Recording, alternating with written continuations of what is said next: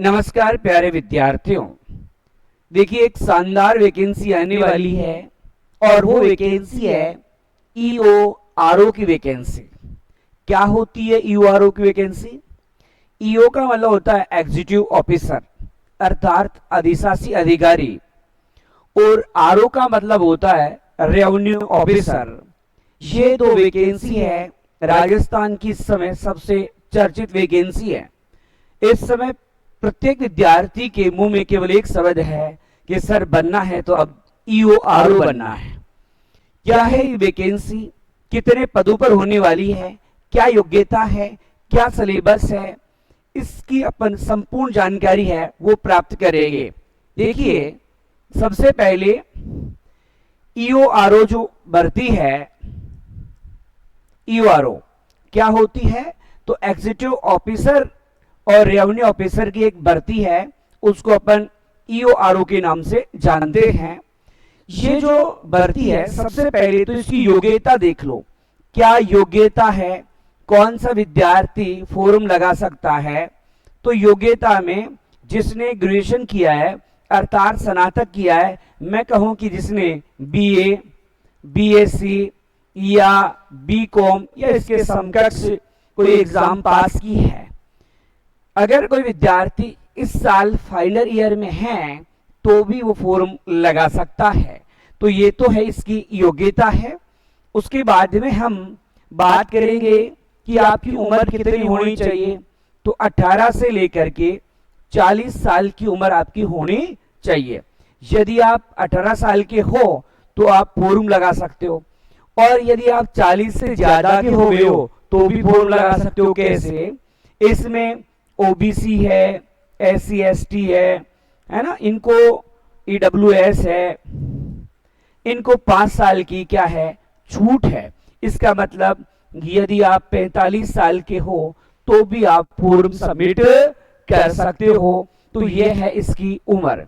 योग्यता मैंने शैक्षणिक योग्यता बता दी कि आपने ग्रेजुएशन कर रखा है तो आप फॉर्म लगा सकते हो। आप इस उम्र के बीच में हो तो भी आप फॉर्म लगा सकते हो। ठीक है, अब देखो ईओ आरओ की जो वैकेंसी है इसका सिलेबस क्या है। सबसे पहले मैं आपको सिलेबस दिखा देता हूं कि क्या इस वैकेंसी का सिलेबस है, कौन तैयारी कर सकता है। तो देखिए, सबसे पहले एक मोटा सा खाका आपको बताता हूं कि सिलेबस में क्या है। तो देखिए, एक तो सिलेबस में 120 अंक का सिलेबस है। अब सिलेबस 120 में है क्या? 80 नंबर का आपके जीके है और 40 नंबर का आपका एक्ट है। इस प्रकार से 120 है। जीके में क्या है?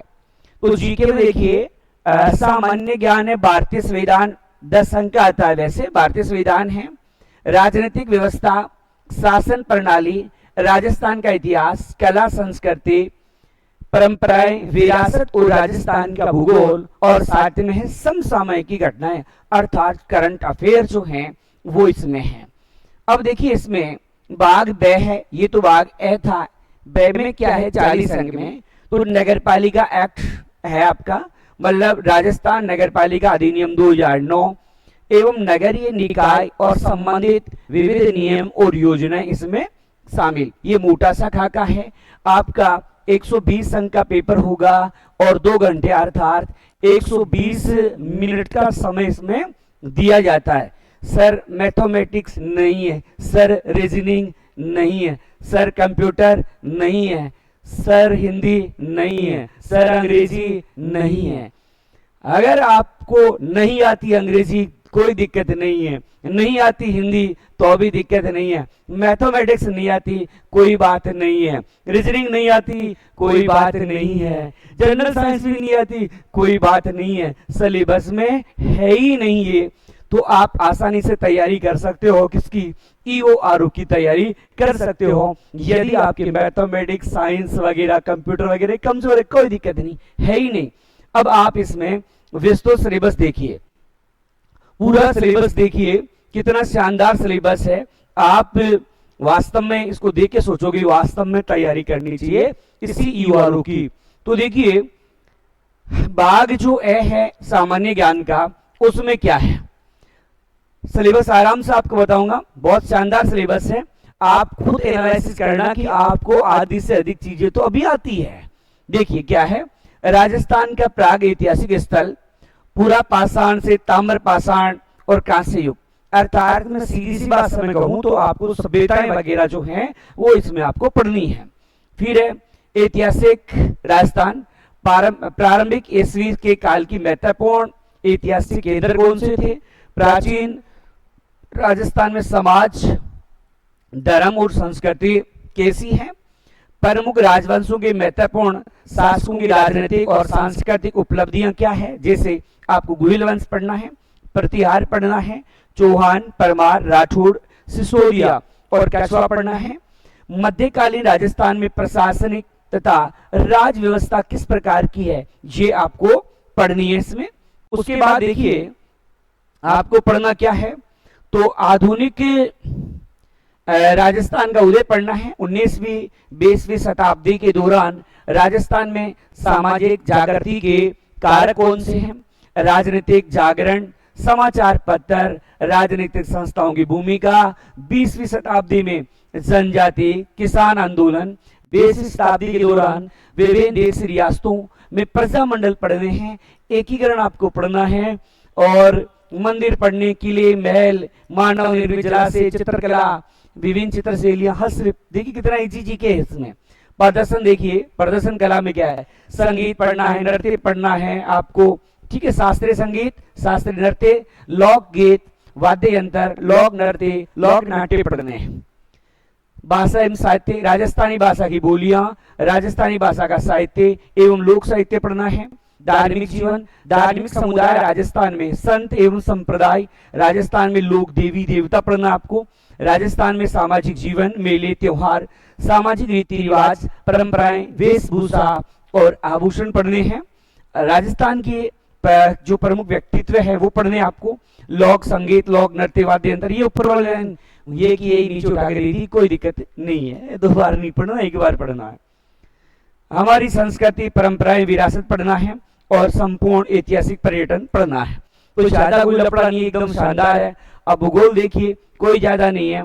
आपको भौतिक प्रदेश पढ़ना है, जलवायु की विशेषताएं, नदियां, झील पढ़नी है, वनस्पति और मिट्टी पढ़ना है। फसलों में गिने चुनी 5-6 पढ़नी है। गेहूं, मक्का, जौ, कपास, गन्ना, बाजरा पढ़ना है। उद्योग पढ़ने हैं, सिंचाई परियोजनाएं आपको पढ़नी है, जल संरक्षण की विधियां पढ़नी है, जनसंख्या आपको पढ़नी है।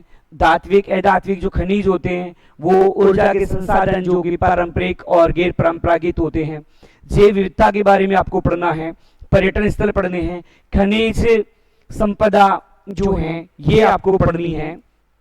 इसके बाद में देखिए इसमें आपको पढ़ना है हमारे संविधान के बारे में क्या पढ़ना है। तो देखो इतने से पॉइंट ही है, बहुत ज्यादा नहीं है, हालांकि ये पूरा पॉलिटिकल है, ये इंडिया का पॉलिटिकल है। यहाँ तक देखो संविधान सभा है, भारतीय संविधान की विशेषताएं, संवैधानिक संशोधन, उद्देशिका, मूल अधिकार, नीतिश तत्व है और मूल कर्तव्य है। इसके अलावा राष्ट्रपति, प्रधानमंत्री एवं मंत्रिपरिषद, संसद, उच्चतम न्यायालय, न्यायिक पुनरावलोकन, भारत निर्वाचन आयोग, नियंत्रक एवं महालेखा परीक्षक, नीति आयोग, केंद्रीय सतर्कता आयोग, लोकपाल, केंद्रीय सूचना आयोग, राष्ट्रीय मानवाधिकार आयोग आपको पढ़ने हैं। संघवाद पढ़ना है। भारत में लोकतांत्रिक राजनीतिक गठबंधन सरकारें, राष्ट्रीय एकीकरण पढ़ना है आपको। ये तो इंडिया की पॉलिटिकल है, तो इंडिया में भी पूरी पॉलिटिकल आपको नहीं पढ़नी। फिर चलिए राजस्थान पॉलिटिकल में क्या पढ़ना है आपको।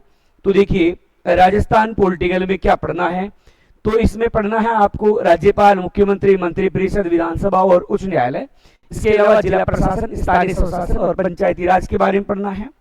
राजस्थान लोक सेवा आयोग पढ़ना है, राज्य मानवाधिकार आयोग पढ़ना है, लोकायुक्त, राज्य निर्वाचन आयोग पढ़ना है और सूचना आयोग पढ़ना है।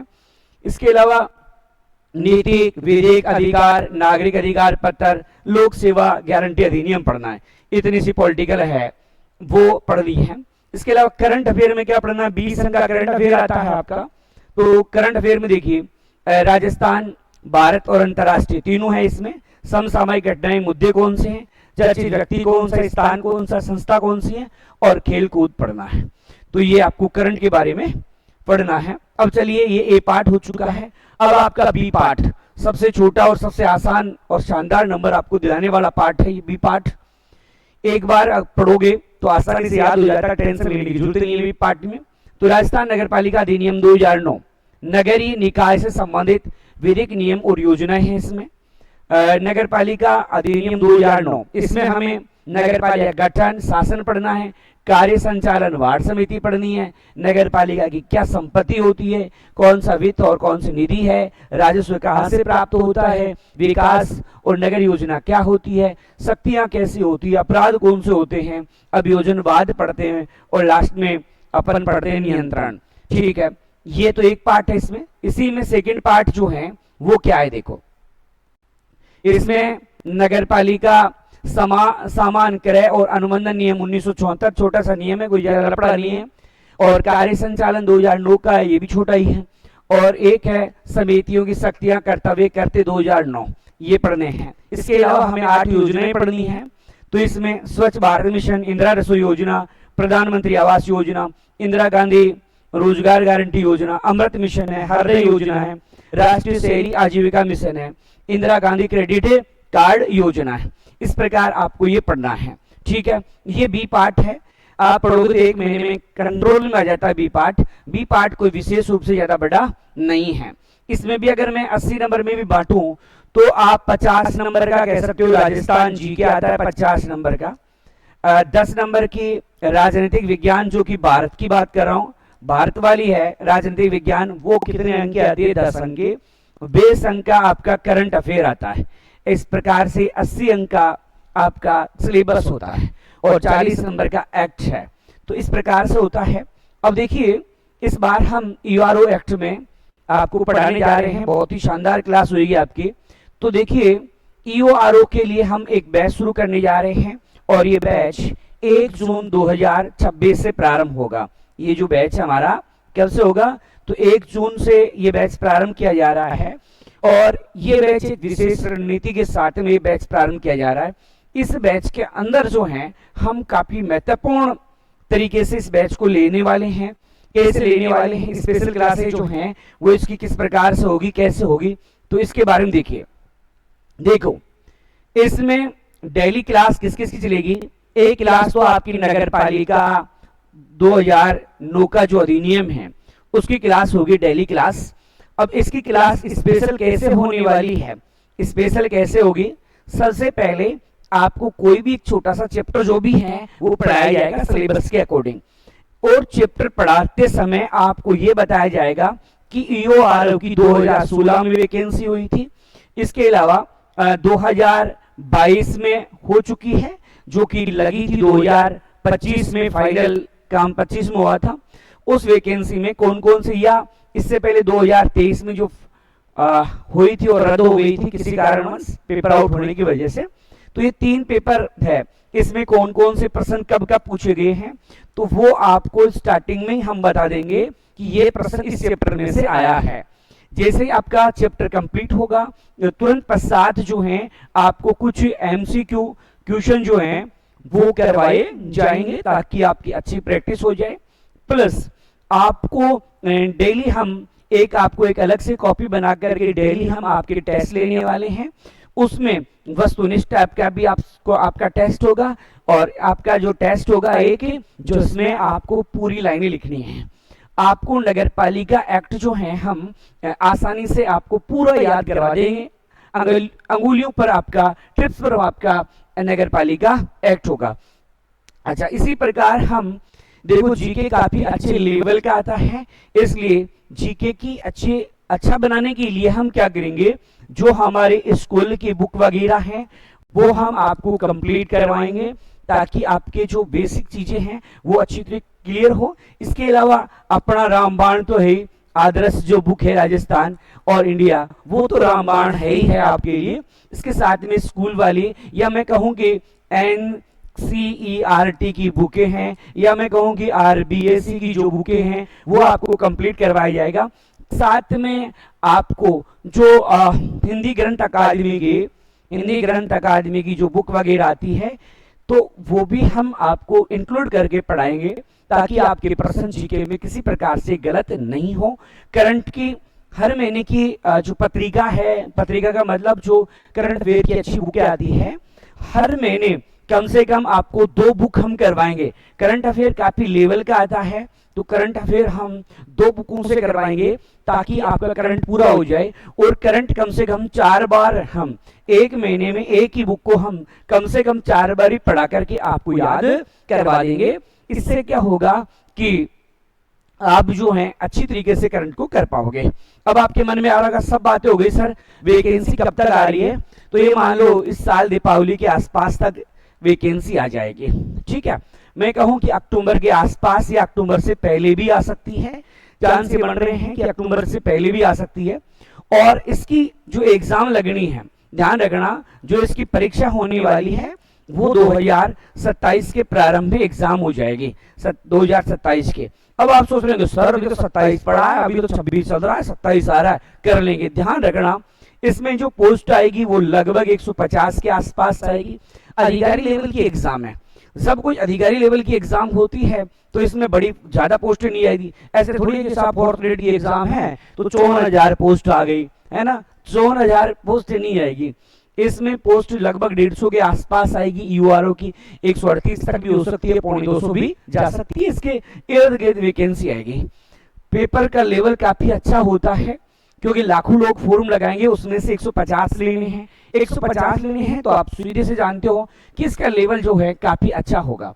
आपका लेवल अच्छा हो, बार बार आपका रिवाइज हम करवाएंगे, बार बार आपके टेस्ट होंगे, डेली टेस्ट अलग से आपके लगवाए जाएंगे, जिससे आप जो गलतियां करने वाले हो वो गलतियां यहीं आप करो, ठीक है। इसलिए अगर आप वास्तव में करना चाहते हो ईओआरओ की तैयारी, बनना चाहते हो आप ईओआरओ अधिकारी, तो आप ज्वाइन कर सकते हो आदर्श कैरियर पॉइंट, जिसमें एक नया बैच शुरू किया जा रहा है 1 जून 2026 से। अधिक जानकारी और प्राप्त करना चाहते हो तो आप कभी भी कोचिंग में आ सकते हो, सुबह 6:30 बजे से लेकर के दोपहर 2 बजे तक आकर के आप मिल सकते हो। या आपका बेस्ट टाइम रहेगा अगर आप 9 से 10 के बीच में फ्री हो तो 9 से 10 आकर के मिलो, तो इस समय मिल लेना, मैं एकदम फ्री हूं और इस समय इन्हीं बच्चों से वार्तालाप करके उनकी रणनीति के बारे में बता रहा हूं, कैसे आपको हम ईओआरओ में सफलता दिलवाने का प्रयास करेंगे। तो उम्मीद करता हूं दी गई जानकारी आपको समझ में आई होगी। यदि अभी भी कोई जानकारी समझ में नहीं आई है तो आप कमेंट्स बॉक्स में आप लिख देना, आपका जो डाउट है हम उससे दूर करने का प्रयास करेंगे। धन्यवाद।